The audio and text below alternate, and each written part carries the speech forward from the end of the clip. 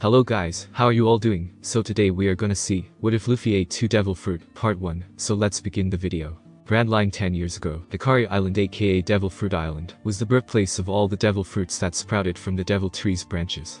The tree itself was larger than the one in O'Hare. The world government claimed this land for their own private agenda to serve their ambitions of a dark justice. The Marines had created a strong fort to guard the devil tree. They named it Fort Jericho. It was known to be as heavily guarded as Impel Down. But because no pirate would dare to come and steal from Jericho, guard duty was extremely dull. Most of the guards were just playing card games, sleeping or pretending to act cool in the face of danger. Suddenly, without warning, a random torrent of wind blew into the holding area of the tree. The soldiers were startled, thinking it was an unknown enemy, and began to fire their rifles all over the place. One of the bullets ricocheted off a stone wall and sped towards the branches holding the nearest devil fruit. It managed to snap 2 devil fruits off of the tree, and they both fell down to the ground. However, before they could reach mid-fall, another gust hit the corridor. This time it came back, as strong as ever. While the idiotic Marines were still firing, that same torrent of wind picked up the 2 fruits, and carried them through a small window through which the tree's branches extended through. With 2 pops, the fruits were still being carried by the unseen force of nature, and into the swirling currents of the ocean. In the New World 8 years later, Thatch was the 4th Division commander of the Whitebeard Pirates. Currently, Whitebeard decided to set up camp in one of his crew's claimed territories to relax for a few days. Thatch took this opportunity to get in some fishing. After a few minutes of lazing around, waiting for the catch of the day, he felt a tug on his fishing rod. He immediately started pulling and pulling. The catch didn't feel too big, but Thatch didn't care, as long as he caught something. With one grand pull, he yanked it out of the water. The man looked at what he caught, and he stared at it in both shock and awe. It was no fish, it was a weirdly shaped piece of produce. But Thatch took a closer examination, and his eyes widened to the size of dinner plates. It was a devil fruit. And catching a devil fruit meant big money. Thatch's eyes were replaced with beery signs, as his grin widened. Hello money. Later at one of the flagships, Marshal D. Teach was a man of ambition. The only reason he joined up with Whitebeard's crew was to have a better chance of finding the devil fruit he desired. And then his plan to become the Pirate King would come to fruition. But until then, he would just bide his time and lay back. That was when he and the entire 4th Division came upon hearing the cheerful cries of their commander. Everyone on deck, check what I found. Teach was disturbed from his nap, and begrudgingly got up from his relaxation time. What does that idiot want? He grumbled under his breath. He pushed his way through the crowd until he saw Thatch holding up something. He got a closer look, and his eyes also grew to dinner plate size. The fruit itself was oval-colored bleach white, and had many spikes popping out from all the sides. The tips were colored a deep mauve. The teacher narrowed his eyes on the fruit. I could have sworn I've seen that fruit before. He slinked away, and headed to his own private study. There he found the Akuma no Mi Encyclopedia by Dr. Vegapunk. He quickly skimmed through the basic fruit pages until he landed on the rare category devil fruit. He even skipped a page of the desired fruit he needed. His eyes finally caught the picture of the same fruit Thatch found, and read the description below the picture to himself. The Hare no Mi Leech fruit is labeled as the most powerful Paramecia type devil fruit that rivals the Yami no Mi dark fruit. He paused as he nearly dropped the book at the first sentence. Teach regained composure and began to read again. This time he skipped to the effects. Whoever eats this rare fruit is granted with the following in exchange for the ability to swim. Healing factor, extremely high regeneration of wounds. The ability to absorb and copy strength, knowledge, and abilities upon physical contact, both human and devil fruit users, and make them permanent. Similar to the Yami no Mi, when active, the user can nullify any devil fruit user's powers and attacks upon physical contact. At the end of this description, Teach's grin was as wide as ever. Maybe I don't have to wait after all. He placed the book in his yellow sash, and packed the essentials in a duffel bag. Because by tonight, he will be brand-marked a blood traitor in the eyes of Whitebeard. But all that mattered was his plan. Later that night, the teacher found Thatch sitting casually on top of the railing. The rest of the division was fast asleep, meaning good fortune for Teach. Thatch heard his footsteps come closer, so he turned to greet him in his usual cheerful manner. Oh, hey there Teach. Thatch greeted me. Teach grinned his semi-toothless grin in return. Hey there, Commander. He turned his eyes to the devil fruit Thatch was holding. So, that devil fruit, how'd you get that by the way? Thatch told him that it was pure luck that he discovered the devil fruit, all because he went fishing. This must be your lucky day, huh? The teacher jokes. Thatch laughed along with him. I suppose you're right. They laughed for a few minutes until it gradually died down. Thatch then saw the duffel bag. He kept his eyes on it as Teach got closer. Boy, what's with the? He was cut off when he found his mouth, and the back of the head grasped tightly in Teach's fist. Teach took advantage of his surprise, and quickly snatched the fruit from him. The teacher's grin widened. Thatch, but I can't let you get in the way of my ambition. This was it. Countless years of patience had finally paid off. Marshal D. Teach stared down at the Here no Mi, clenching his jaw and licking his lips in anticipation of the power he was about to gain, and bracing himself for the horrible taste he would have to experience. He immediately chomped and chewed the fruit, all while ignoring the foul taste in his mouth. He finally swallowed the mushy bits and pieces in one audible gulp. Lord man, that was nasty, he complained while sticking his tongue out to emphasize the distastefulness of the fruit. He then looked down at Thatch, who was still struggling out of his grasp. He lifted his free hand up and noticed Thatch's horrified expression. And the reason why was because of the Venus flytrap moths opening up in the palms of Teach's hands. Teach brought his hand down, and a resounding chomp was heard around them. He could feel the strength, power, and knowledge power into his being. He could feel himself getting stronger and more powerful with Thatch's strength and skills added to his own. There was no doubt about it. He definitely had no regrets eating this fruit. When he was finished, he felt like a new man. He couldn't contain his jubilation any longer and let out an uproarious laugh. Ha ha ha ha ha ha ha. He panted heavily and glanced down at his leech hands, as he now called them, were closing up. Incredible. I thought this kind of power resided in Logia types, he exclaimed. He looked back down to see Thatch, as pale as a sheet, and nothing but skin and bones. But he was still breathing, and in time, would fully recuperate. However, a purple-colored leech bite mark was made visible on Thatch's neck. The crew would see who did it if Thatch squealed on him, and that was something Teach did not want. The burly man picked up the commander with relative ease, and grasped the now frail, scrawny neck. Well, you know what they say, Thatch, always go for the next best thing. And with a flick of the wrist, he snapped the commander's neck, killing the fourth commander instantly. He looked around, no one was up yet, and dawn wouldn't come until 4 hours later. Teach quickly got his bag, and stole a lifeboat.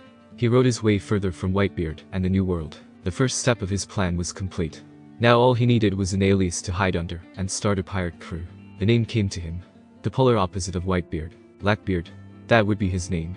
And soon the whole world would recognize his power once he found One Piece and become the new pirate king. On the island of Fushia Village, red-haired Shanks was one of the Yonko like his rival Whitebeard, but contrary to the attitudes of the general public about pirates, Shanks was one of the most laid-back characters in the world, with a complex thinking pattern that no one can predict. He never acted in any way contrary to his being, and he was perfectly happy for who he is. Right now he was staying at Fushia Village at the party's bar where they drank and celebrated like there was no tomorrow. Why? Because they were celebrating a courageous little 7-year-old that went and stabbed himself in his left eye, leaving a permanent scar.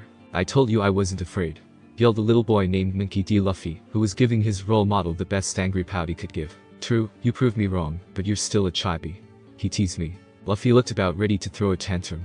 Shut up. Stop calling me chibi.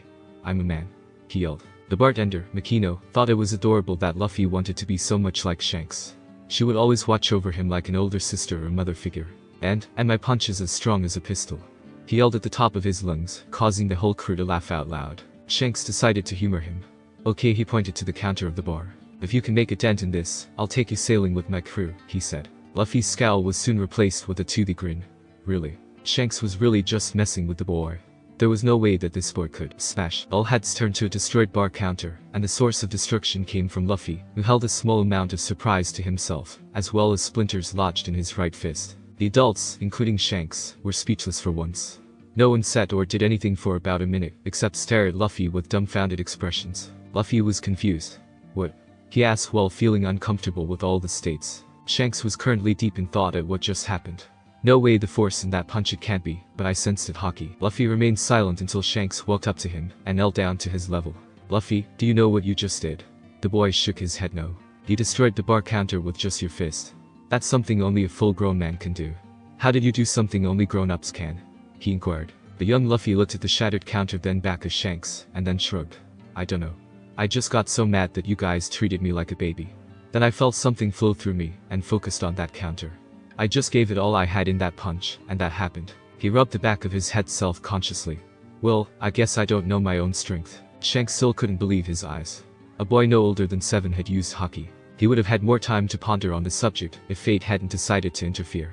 The double swinging doors opened to reveal a tall, scruffy man with black hair which was tied up to his small tail, a mustache goatee combo, and a cross scar on the upper right temple of his forehead. He was wearing black pants and a large brown coat, wielding a long saber. Following close behind him was his crew of 20 bandits. He marched his way to Makino and demanded drinks for him and his men, all while boasting about his 8 million bounty. Shanks became the better man and offered the bandit leader an unconsumed drink, to which Aguma responded aggressively by smashing his glass with his scabbard.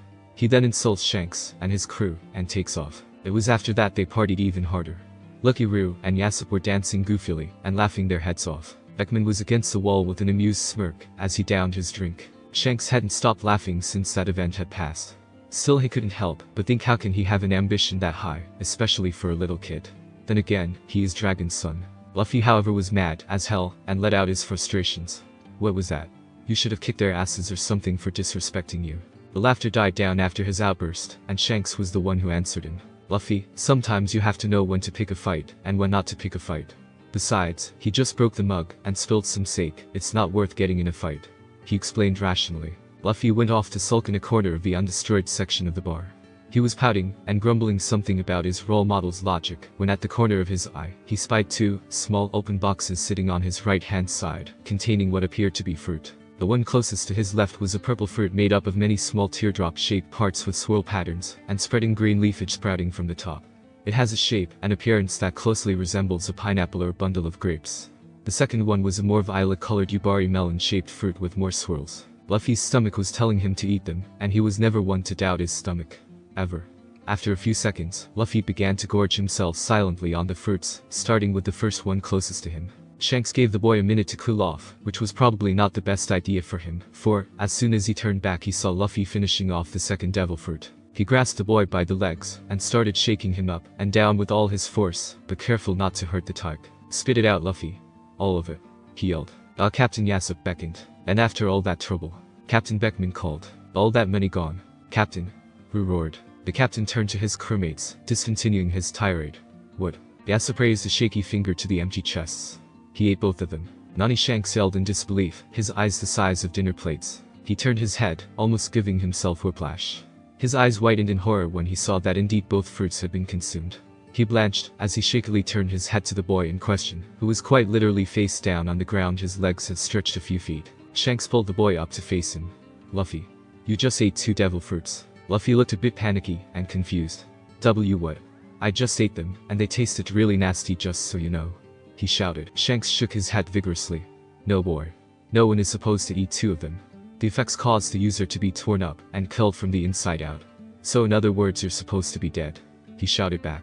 Luffy's skin color paled considerably, but then realized something important after pausing for a few moments.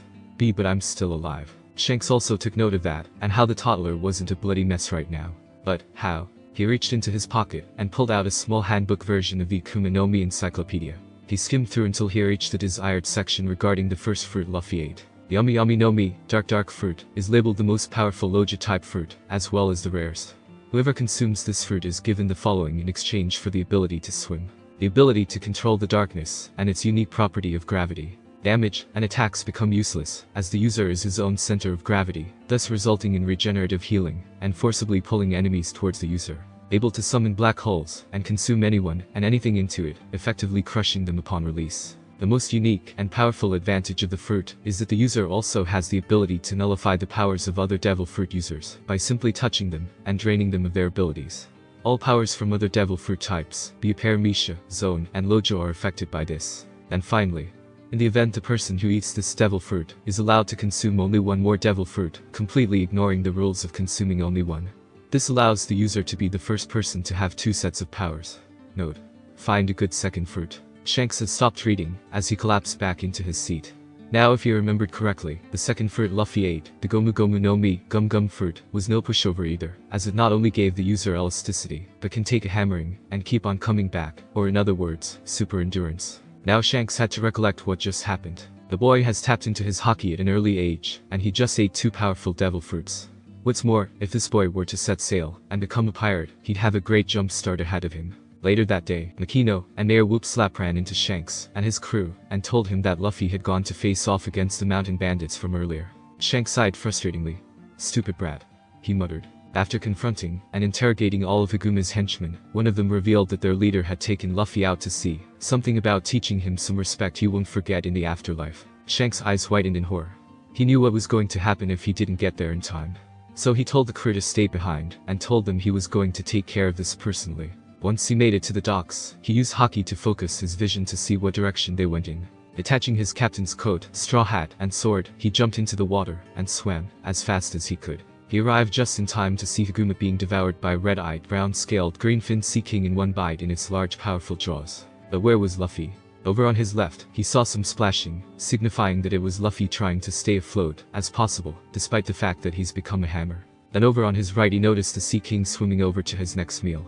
There was no way that he was going to let Luffy become fish food. He immediately swam over just in time to keep the boy afloat, and the serpent got closer and about to attack. Luffy saw it resurface out of the water, and his role model about to take the blow for his stupidity.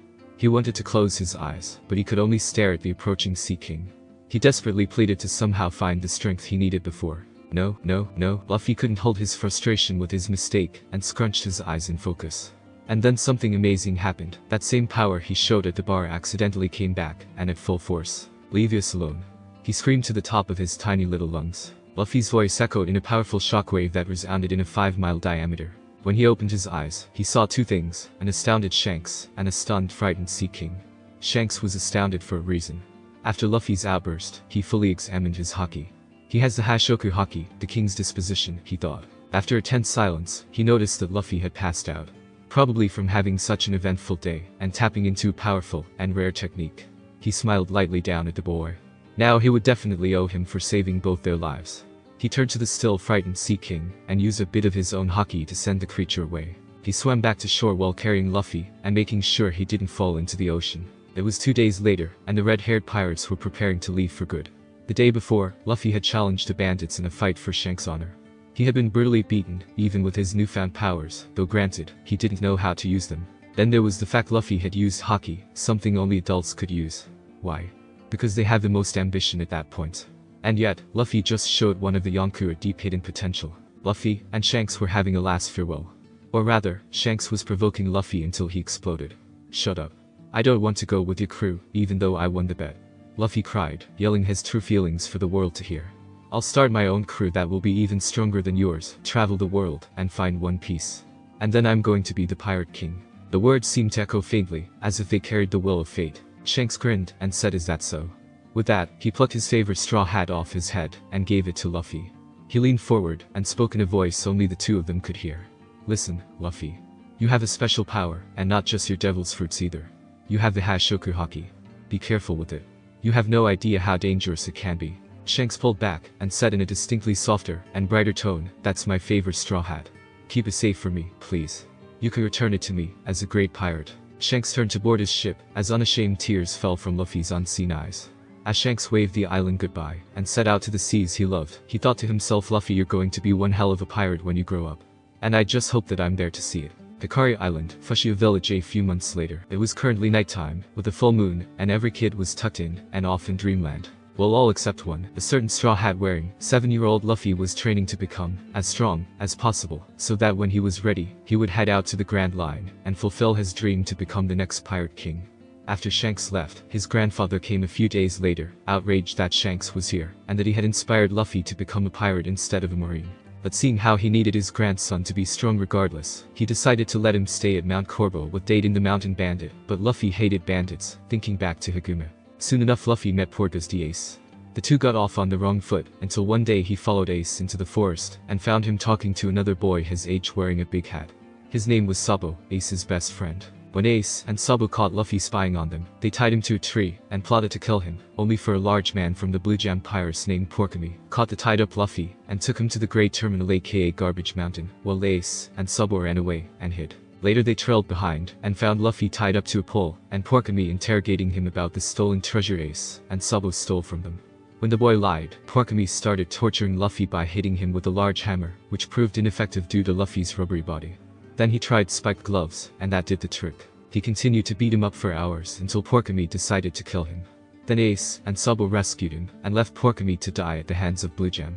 After that experience, Luffy joined up with them, and they got to be the best of friends. The trio got to make a name out of themselves within the city of the Goa Kingdom, from dying and dash to pranks. Sabo to enjoy himself the most.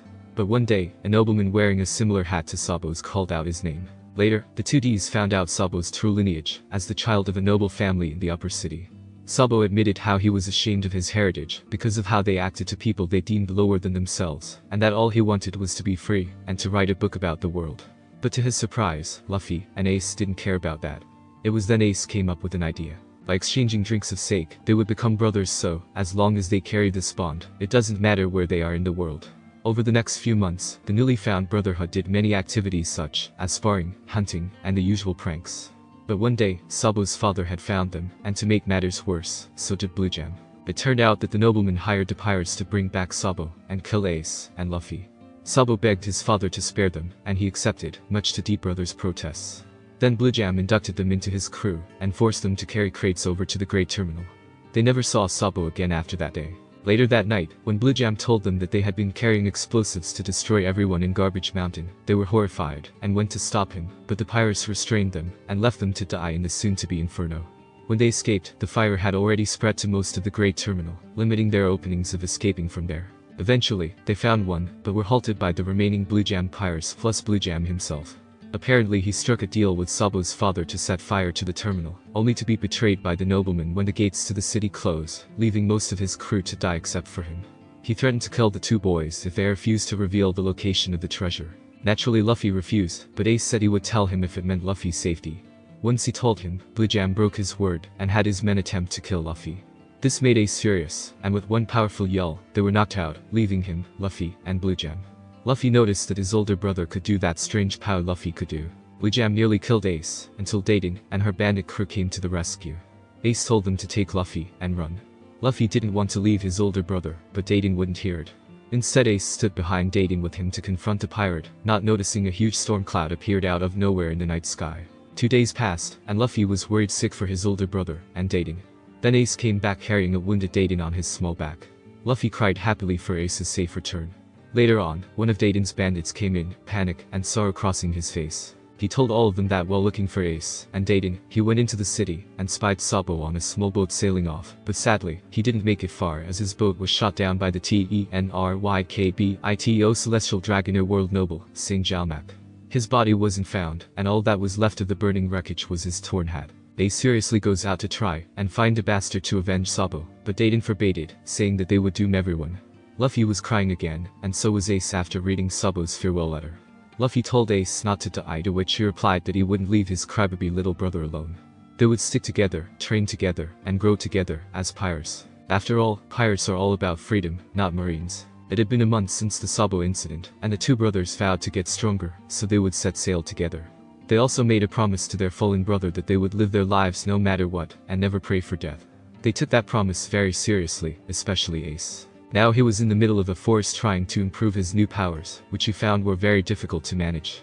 Ace had gone out to hunt something big and gather some fruit. Once his grandfather, Mickey D. Garp, tossed him deep into the dense part of the forest, he would not only have to survive, but he had to train with his devil fruit powers and his haki. It wasn't easy because of the Yami Yami no Mi's gaping weakness. The user becomes a black hole that draws everything in, including physical attacks. So any damage done to the boy would double the pain. Another weakness was that this particular Loja fruit had no limit to its elements. It was pure infinite darkness generated from the user. But because of the gravitational effects, the user could very well destroy him herself from the inside out, without intense physical training to control it. Thankfully that's where the super endurance from the Gomu Gomu no Mi came in. Every part of the user's entire body, down to the cells, becomes an extremely durable rubber body. Utilizing this, the negative effects of the Yami Yami no Mi were rendered ineffective. In short, Luffy was a very lucky little boy to have that much power. So far he had learned a lot about his powers. For example, with his darkness powers, he learned how to attract and suck in a ton of objects like wildlife and nature, and then turn that vacuum of space into an exploding dark bomb upon regurgitating them. Also with his stretching powers, it was able to make his attacks pack a lot more potential energy into them. Now his haki abilities were by far the hardest. It took him nearly half a year before he could harness that power he used to frighten the Sea King away. Ace on the other hand had more of a knack at controlling it better than he did, but probably because he trained longer than Luffy before they met. Oh, before I forget, Luffy thought. He quickly ran to his rather poorly made lean-to. Inside he found a large bag of fruit and meat. He ran as fast as he could until he reached the edge of the forest, which led to the seashore. Luffy placed the sack down and closed his hands around his mouth, preparing to yell. Oh, Ryoku. At first there was no sign of life in the calm waters. But upon closer inspection, Luffy noticed the surface started to ripple. Afterwards the surface broke through, and a familiar serpent-like Sea King made itself known. Its red eyes darted from left to right, and then downward to see a little boy. He contemplated on eating him, if it wasn't for the moonlight illuminating the boy's features. Once he noticed the scar underneath his left eye, he immediately recognized Luffy. He lowered his head down to Luffy's level, and gave him a giant lick with his tongue, signifying that he was his master. Luffy giggled a bit. Good boy, Ryoku. He petted the sea monster on the snout, causing it to blow mist out of his nostrils. Now what most people thought impossible, Luffy actually managed to not only tame the same sea king that tried to eat him, and Shanks, he also made it his first, so he would definitely come to the Grand Line. Luffy forgave Ryoku, as he only did what was in his nature, and soon they became inseparable even if he lived on land, and the Sea King lived in water. But, not only did Luffy train, so did Ryoku. Every day he would find some whirlpool to swim against, to improve his speed, and he would also find some large rock formation to smash against, improving his strength. Luffy couldn't help but laugh, as the water snot covered him. He then remembered what he came here to do. He grabbed the large bag, and brought it up to Ryoku. The sea dragon sniffed it for a second, and realized there was food in that sack. Open wide, exclaimed Luffy. And he did so, revealing 3 sets of razor-sharp teeth. Luffy tossed the bag into Ryoku's giant maw, and closed with a resounding snap. The boy could hear his pet crunching, and chewing all that food with delight. After his meal, Ryoku brought his head down, allowing Luffy to hug his snout, causing the sea monster to purr. Then he heard something snap in the shadows close by to Luffy's position. Ryoku snarled so that Luffy could hear him. The boy looked confused until he saw Ryoku baring his teeth at what was behind his little master. Anyone there? Questioned Luffy. He could tell that the figure wasn't Ace, since the footsteps were heavier. Why are you out here training all by yourself? Asked a masculine voice that was in the shadows of the trees. The voice was both strong and calm at the same time. Luffy gave a large monkey-like grin to the shadows. I'm training so that I can go to the Grand Line with the pirate crew. I'm going to be the next pirate king, the boy exclaimed. The voice chuckled. Well, you don't hear that every day. Luffy looked perplexed. Who are you? Then a man walked out of the shadows, causing Ryoku growls to get louder, but his little master stroked the side of his snout, telling him to calm down. A tall figure appeared out of the shadows so Luffy could see him better. Once the figure stepped out, the moonlight gave Luffy better vision. He noticed that the figure had a green cloak on, but the hood lowered. He had long black hair, naturally spiked back like a lion's mane, and had what appeared to be tribal tattoos on the side of his face. He had a more sinister look on his face, but softened a bit when he saw Luffy. Monkey D. Dragon. I'm your father, answered Dragon with a smile on his face. Luffy widens his eyes at the enigmatic man in front of him. I have a father. He spoke in disbelief. Dragon laughed a bit. Everyone has a father, Grandpa Garp didn't tell you. I'm a little surprised. That man has a big mouth. Luffy's giant smile never left his face. Sanjay. I never knew I had a dad. Dragon raised an eyebrow at his son. I was sure that if I told him that I was his father, he would get angry at me, and demand to know where I was. I guess he's not like Ace. He thought before something with killing intent came towards him. Dragon sidestepped out of the way, dodging the assailant's attack. With an outstretched hand, he grabbed the person who attacked him by the scruff of the shirt. He wasn't surprised when it was Ace trying to attack him. Boy team, let me go. Ace was wriggling from Dragon's grasp. Hello Ace, said Dragon. This caused Ace to stop struggling. How do you know my name? The older D asked suspiciously. Dragon turned his head to Luffy then to Ace. We have much to discuss, but first, do you two have a place to stay? He asked. Luffy nodded. We live up here in the mountains with Dayton. Who's Dayton? Asked the patriarch. A mountain bandit. I'm going to kill you. Dragon walked up to his child, but not before attracting the growls of Ryoku, who still didn't know who this man was. But one look into Dragon's lair said otherwise, causing the serpent to back down. The revolutionary leader placed the older brother down, and knelt to give Luffy and Ace a big hug, something he always regretted during his time away. I'm home, my sons. He spoke softer. Luffy was pushing back the tears stinging the corner of his eyes. It had been 7 years since his birth since he had seen his father. And while he had questions about his disappearance, he was glad that he was here. Ace on the other hand was having trouble processing these new emotions. He had never been held like this before, being wanted and loved. This intimidating man that was hugging both him and his little brother like they were his long-lost sons. Luffy pulled back first and smiled. Let's go, Tusan. I can't wait to show you the house. Then Luffy started to run home, Ace following in step. Dragon smiled and followed them both. They definitely had a lot to talk about. When they got home, Dragon took note of the boys' home. It wasn't bad, considering it was home to mountain bandits. The second the doors opened, a tall overweight woman with a masculine face appeared in the doorway. She did not look pleased. Ace, Luffy, you little brats. I told you two not to stay out this late. She bellowed. Luffy pouted. But Dayton, we found my dad. I don't care if you wait, what? Dayton's tirade ceased, confusion took the place of her anger. She glanced in Ace's direction, giving him a look that demanded to know what his little brother meant. Ace gestured with a head shrug to the person behind them whom Luffy referred to as his father. Dragon popped out of the darkness in plain sight. Dayton shakily whispered one bandit. It's added another. Dragon Dayton finished. The world's most dangerous man, leader of the revolutionaries, and the prime enemy of the world government, Monkey D. Dragon aka Dragon, was standing before them. The bandit family gulped, all the color drained from them. So you're the bandits that have been charged with taking care of my sons. Dating hesitated, but answered. Yeah. But where Jack now thought dating. Dragon's grim stare never left his face, as he examined the person before him, that had been raising these boys for a time. Thank you. That expression of gratitude caused the bandits to face fold. Later after the boys went to bed, he sat across the table from dating. You're probably wondering why I'm here. He told the old woman. Well, that's the understatement of the year. The world government wants your head. She half shouted, as to not wake up the boys. What you don't know is that I came here a few months ago, when the fire broke out in the Great Terminal. The dawn of realization hit dating. It was you. You were that cloaked figure everyone in the terminal kept saying about that saved them from the fire. Dragon nodded. Well, not that we're not grateful for that, but why are you here now? In another room close by where the boys were supposedly sleeping, the D brothers were eavesdropping on the conversation. Luffy turned his attention to his older brother. Hey Ace, why do you think Dad might be here? Ace, however, wasn't paying much attention to his younger brother.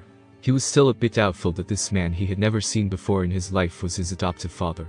As far as he knew, Garp never mentioned anything about Luffy's parents, which struck him odd because he had no trouble in telling him his own.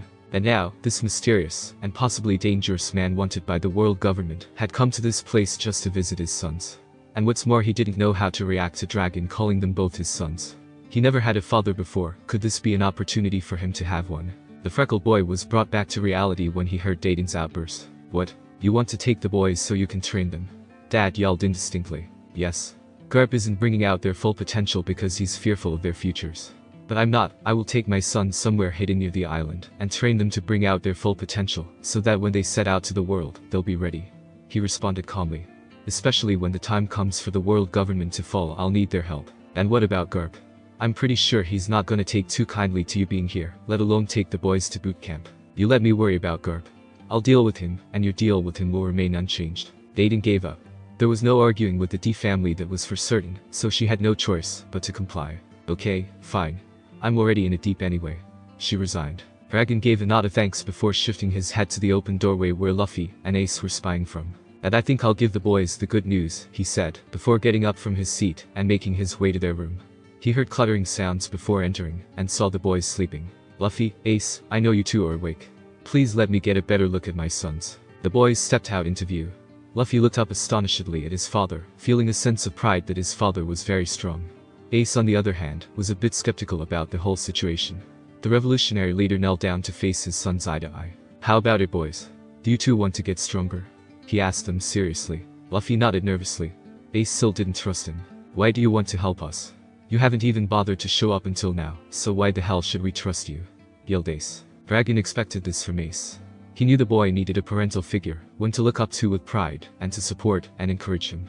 But first, he needed to prove to his sons that they could trust him, and the only way to do that was to tell them the truth. Dragon's grim expression returned when he answered. Boys understand that the world government is after me. Luffy was confused. World government, hearing the name of the establishment controlling the world for the first time. Ace, on the other hand, looked perplexed. The world government practically rules the world, but they follow somewhat of a dark and twisted version of justice, and kill anyone, be them pirates, people or one of their own marines. Why? Because they believe they have the power to judge right from wrong. Luffy looked horrified. That's terrible. But what does that have to do with you? He asked his father. Now this was the part where the dad would boast to his sons about his achievements. Very well, Luffy, I'll tell you too about it soon enough. But first, there are a couple of things you need to be aware of in this world. First off is, the age we live in now is the age of piracy, which means that being a pirate is the worst thing you can be or do. The world government controls everything.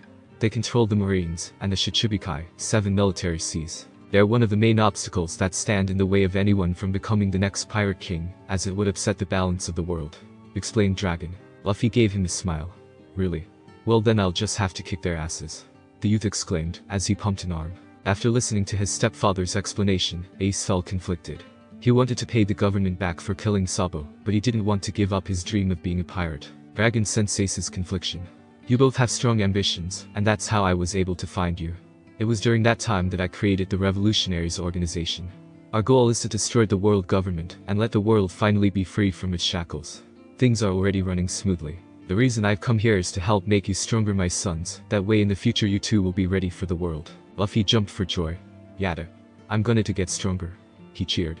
Dragon smiled, then turned to his adopted son. And you, Ace? What is your desire in this life? For once, the boy was dumbstruck. Originally, his ambition was to be made known in the world, but the reality of it was that he didn't want to just be free, he wanted to be loved. All of a sudden, he felt a familiar fueling desire burn within him, as well as a familiar power he used on Blue Jam. Ace scrunched his eyes closed, and voiced out his ambition. I want to be the Pirate King too. He kept his eyes closed, anticipating what both his father's and brother's reaction would be. When he slowly opened them, he was surprised to see Luffy grinning at him, and Dragon smiling with fatherly pride. But Luffy, being Pirate King is your dream, right? His response was a hug from his sibling. This is great. Now I have the best rival I could ask for, my brother. Ace saw tears well up, as Dragon pulled his sons in for another family hug. This time Ace didn't react awkwardly. Instead he accepted the love his family was giving him, filling the void in his being, and answering the question that haunted him. Should I have been born? Ace now knew the answer to that question, and for the second time since Luffy, Sabo, and him became brothers he was truly happy. After the little family moment, Dragon stood up. You boys should get some sleep. You're going to need it for tomorrow. Luffy hopped into his own bed, sleep beginning to overtake him. Night. He yawned. Ace did the same, and shared a smile with the man he acknowledged as his father. Good night, Dad. Dragon nodded to both his sons. Good night, Luffy, Ace. He said before stepping out of their room, and closing the door behind him. The revolutionary noticed all the lights were out now.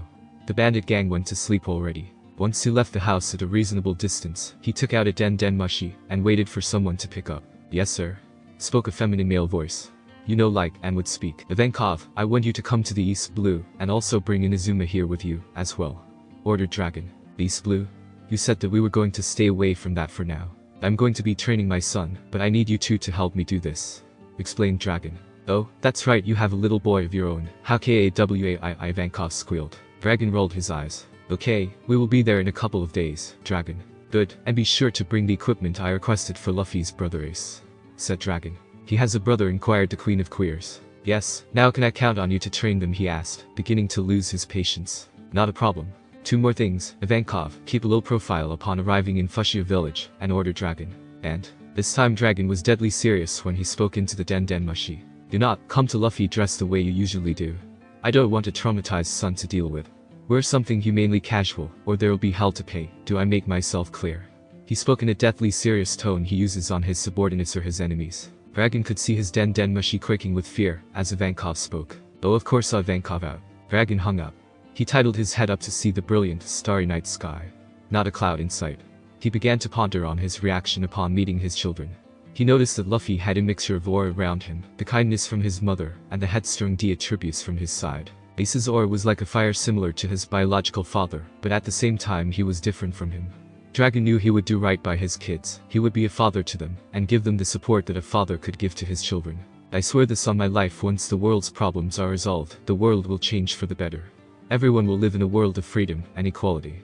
I not only make this vow to the unjust people of the world we live in now, but to my family and future generations. Wherever winds of change may come, it will happen. Dragon would make sure of that. 10 years later, Fushia village, a young man of 17 years was standing on the docks of his home. He wore a red button-up vest, blue shorts, and adorning a straw hat given to him by his mentor a decade ago. The scar under his left eye was still ever present. A piece of wheat was caught between his set of jaws while smiling. Lastly, he had a 3¼ foot long scimitar with a curved red handle, and a silver hilt strapped to his side. This was it for Monkey D. Luffy. Today, he will begin his journey towards his dream. But not before calling his pet. Ryoku. Time to wake up. He yelled, pouring a bit of haki in his voice. Deep in a sea cave on the ocean floor, a pair of glaring red eyes snapped open when it heard its master's command.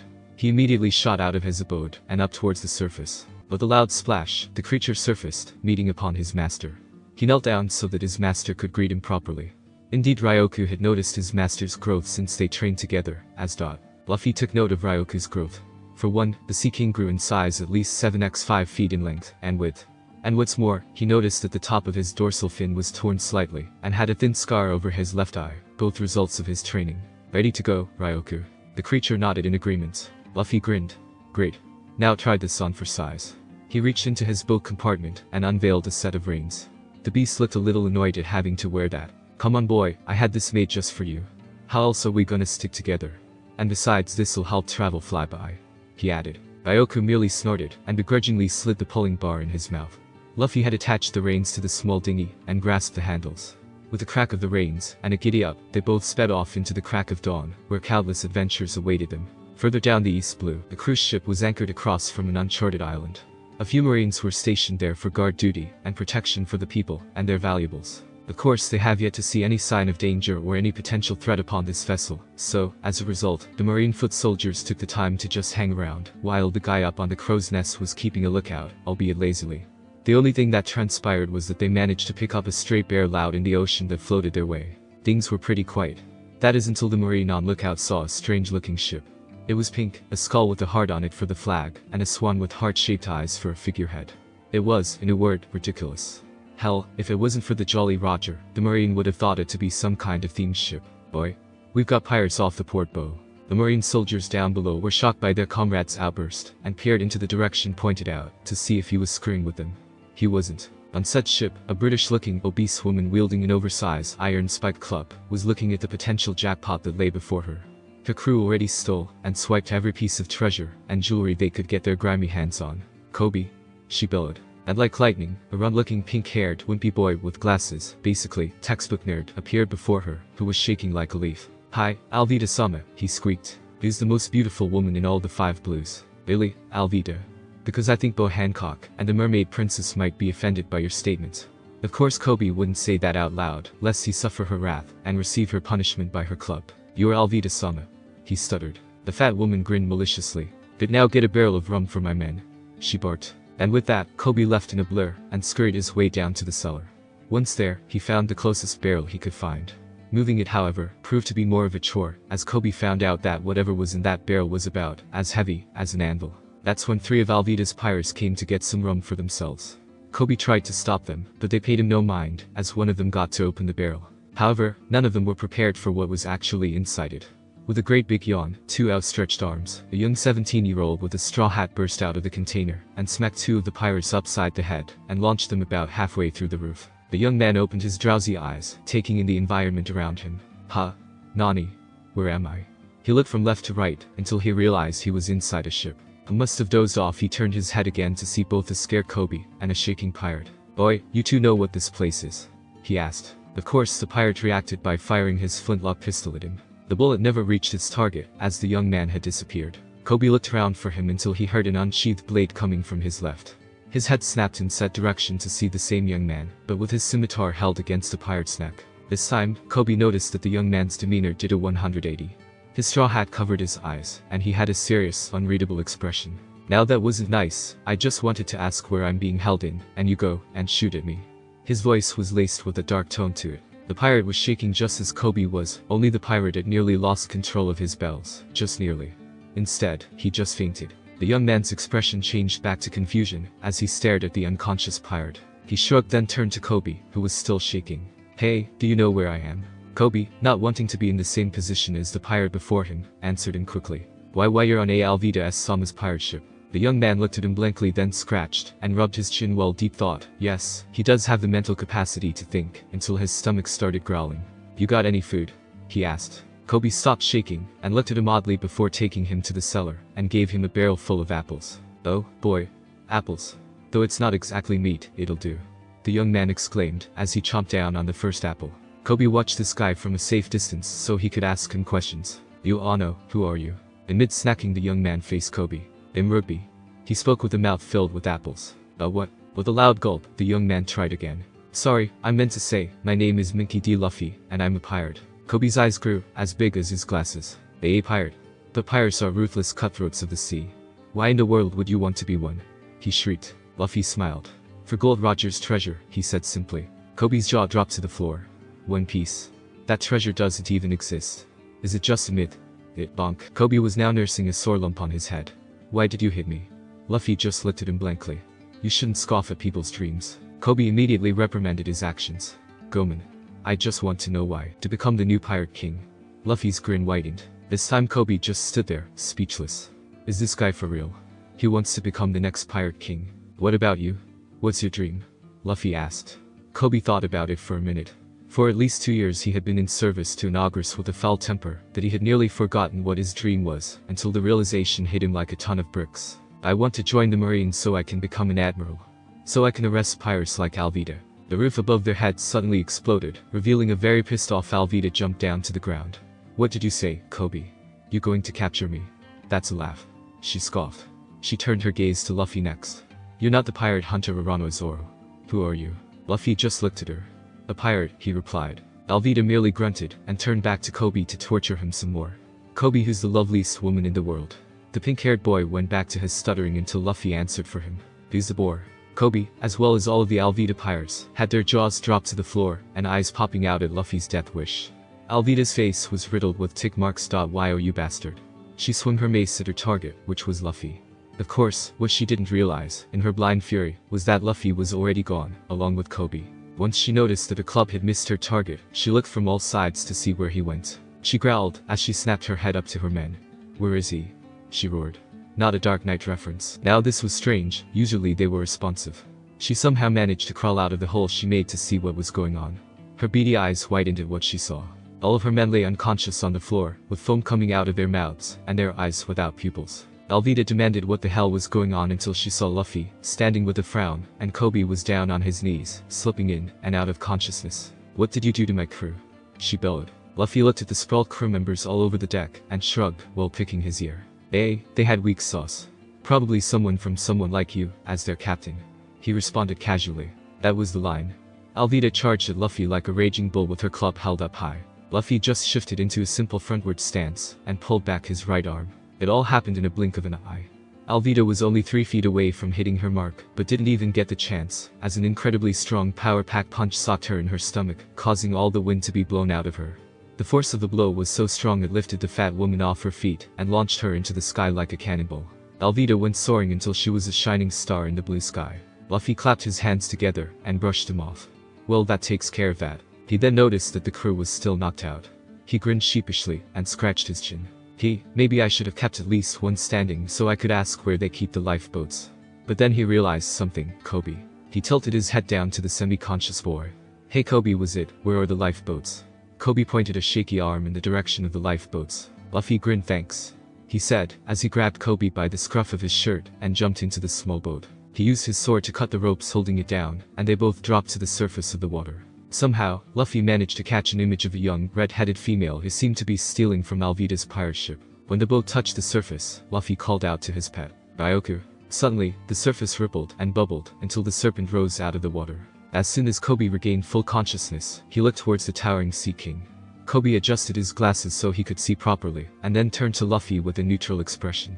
"You have a pet Sea King?" he asked the young pirate with an even tone. "Yup. His name's Ryoku, and he's my first thought." It was after the small introduction that Kobe fully fainted. Too much excitement in 1 hour could do that. Luffy just laughed out loud with Ryoku, and together they jetted off into the horizon. Thanks for watching my video, sayonara.